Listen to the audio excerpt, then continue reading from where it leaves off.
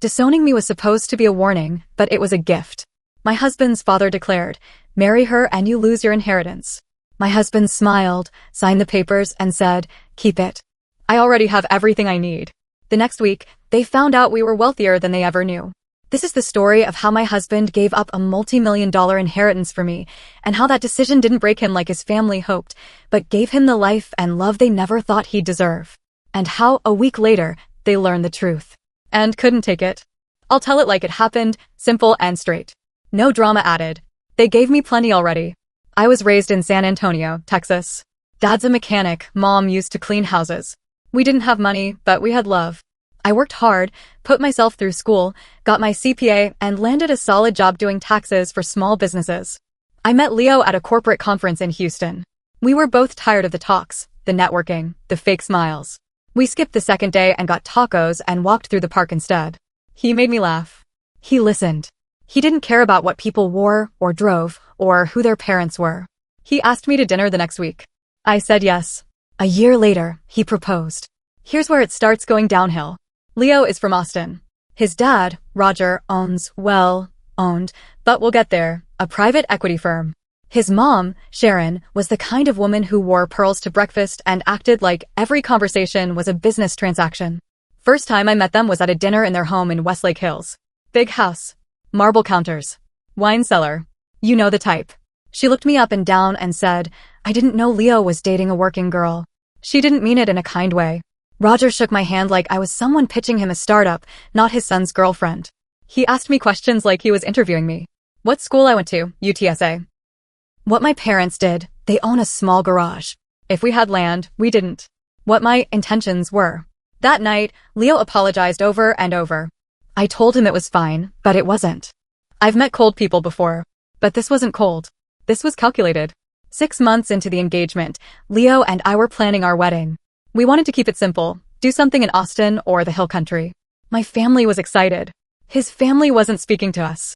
Then one night, Leo sat down next to me on the couch and handed me a letter.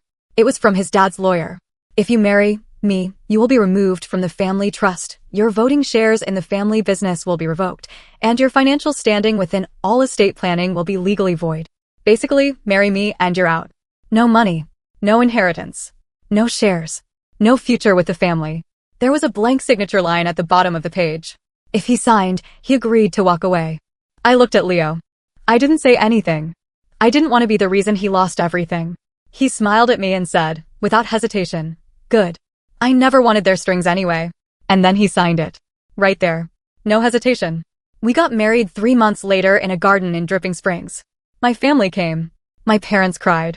My cousins danced. Leo's family? Nobody showed up. Not a single call. Not even a text.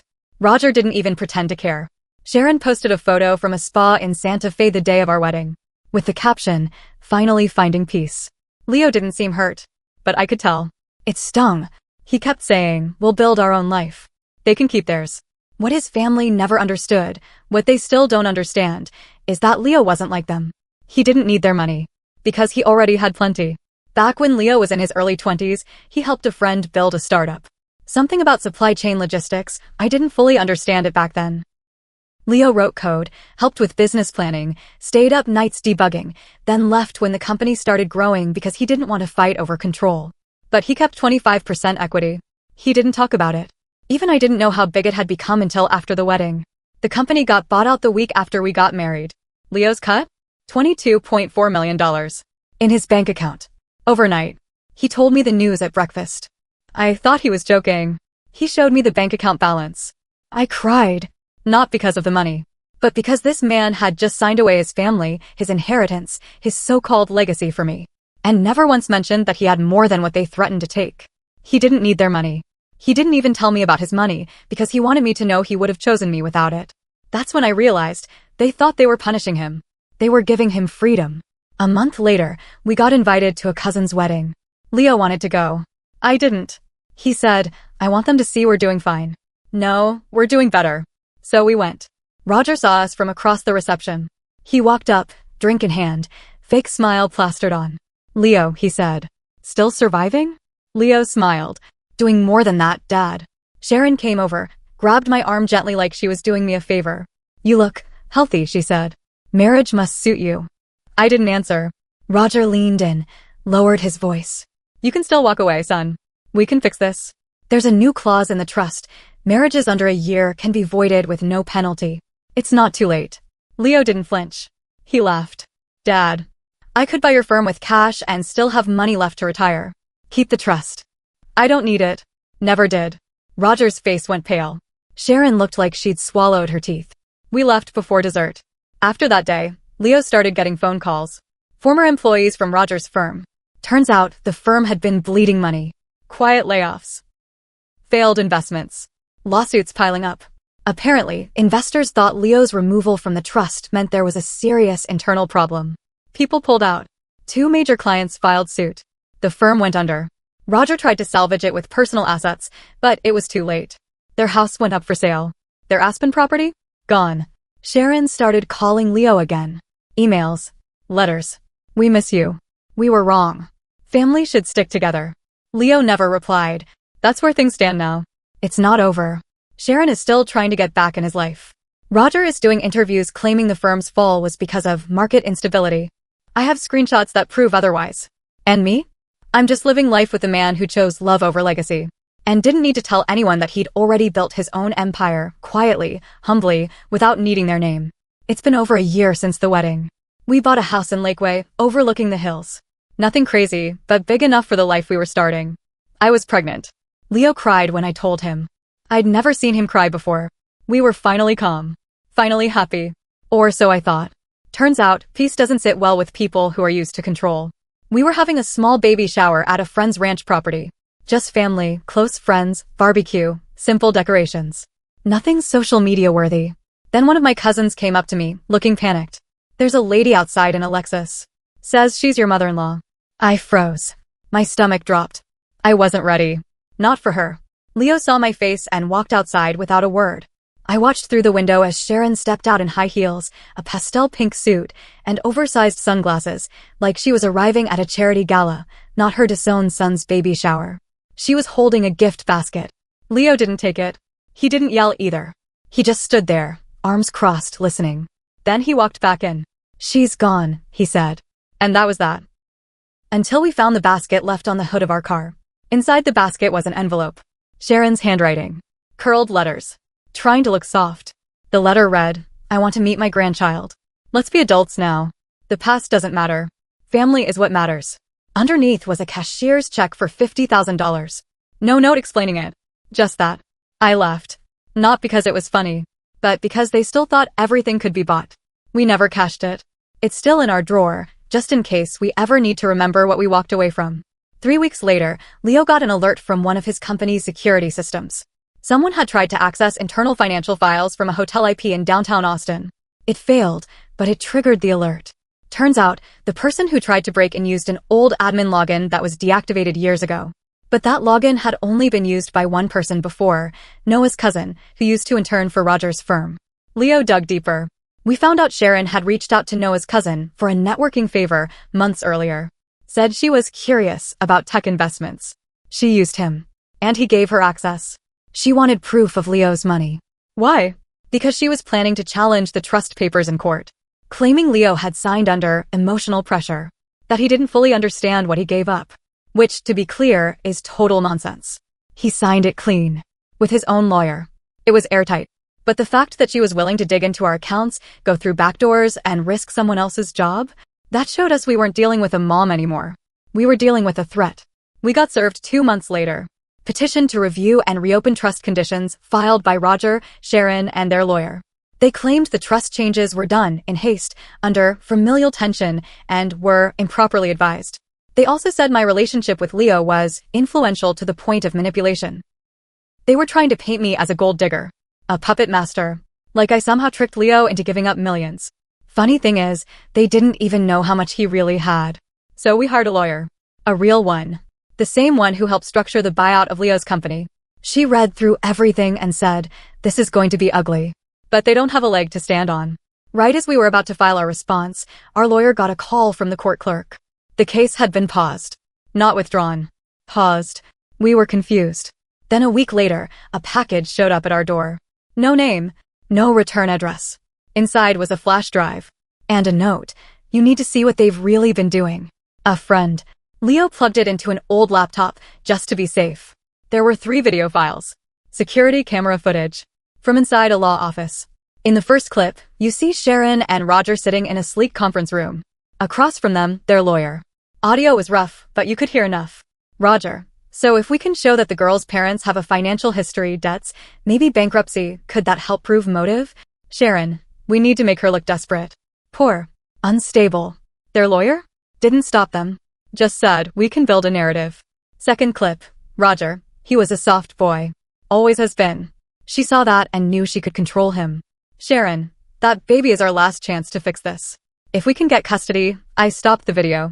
Leo just sat there, staring at the screen. Silent. That's what this was all about. Not inheritance. Not business. Our baby. They were planning to push for some kind of custody case after using the trust case to gather evidence. Try to make us look unfit. Maybe say Leo was manipulated. That our baby deserved proper guidance. Our lawyer called the state bar. That firm is under investigation now. We're filing our own suit. But we're doing it quietly. Leo changed our numbers. We set up security. We have cameras on every entrance now. And we started getting ready to disappear if needed. Because this wasn't just about family drama anymore. They crossed a line. They made it war. And they don't even know the war has already started. There's more. The custody play was just the beginning. They didn't think we'd fight back. But they forgot we don't need them. And we're not scared anymore. A month after we saw those videos, I couldn't sleep. I kept replaying Sharon's voice in my head. That baby is our last chance to fix this. It was chilling. Not just the words. The way she said it. Like our child was a stock option. A PR strategy. Leo was quieter than ever. And then something happened that made it all explode. We're not super religious, but my parents are. They asked if we'd consider baptizing the baby. Leo agreed. Said it was a nice way to honor the people who always stood by us. We planned it at the same small church my parents got married in, back in San Antonio. Just family. Friends. Very private. But Sharon found out. How? That part still makes me sick. 2 days before the ceremony, I noticed Leo's aunt, his mom's sister, had started commenting sweet things on my social media. She'd been silent for years. She's just trying to reconnect, Leo said. That night, I posted a photo of the baby's baptism gown. Nothing fancy, just a cute handmade one for my grandma. The next morning, Sharon posted the exact photo on her private Facebook. With the caption, "Can't wait to see my grandson this Sunday." I felt like my blood turned to ice. She wasn't invited. Neither was Roger. Neither was anyone from their side. We tried to call Leo's aunt. No answer. She gave them everything. It was a warm Sunday. We were early. My mom was helping me fix the baby's bow. Leo looked stiff. Alert. Like he was waiting for something to go wrong. It did. 15 minutes before the ceremony, a black car pulls up.